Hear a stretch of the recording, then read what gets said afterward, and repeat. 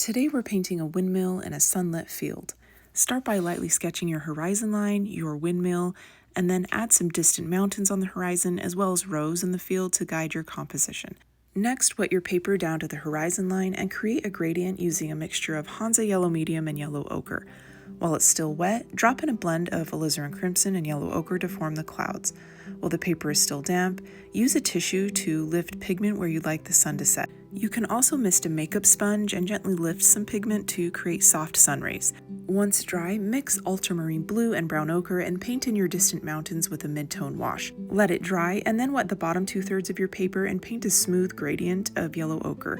While the paper is still wet, drop in brown ochre to define the rows in the field. Use a toothpick to scratch in small indentations to suggest texture in the crops. You can also add strips of yellow ochre on both sides to indicate more distant rows. At this stage, I wasn't fully satisfied with the sky, so I re-wet it and added a wash of ultramarine blue at the top. I blended in a touch of alizarin crimson to deepen the shadows on the clouds, which gave the sky more depth. Next, wet the lower part of your paper again and layer in a very dark mixture of ultramarine blue and brown ochre. This creates depth in the foreground and helps highlight the effect of sunlight hitting the tops. Use your toothpick to once more add additional indentations and highlights, and when everything is dry, paint your windmill using the same dark mixture, adding a soft shadow behind it.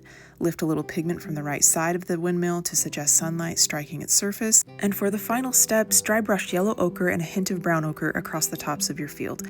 Thanks for staying with me on this one. I know it had a lot of steps, and as always, happy painting.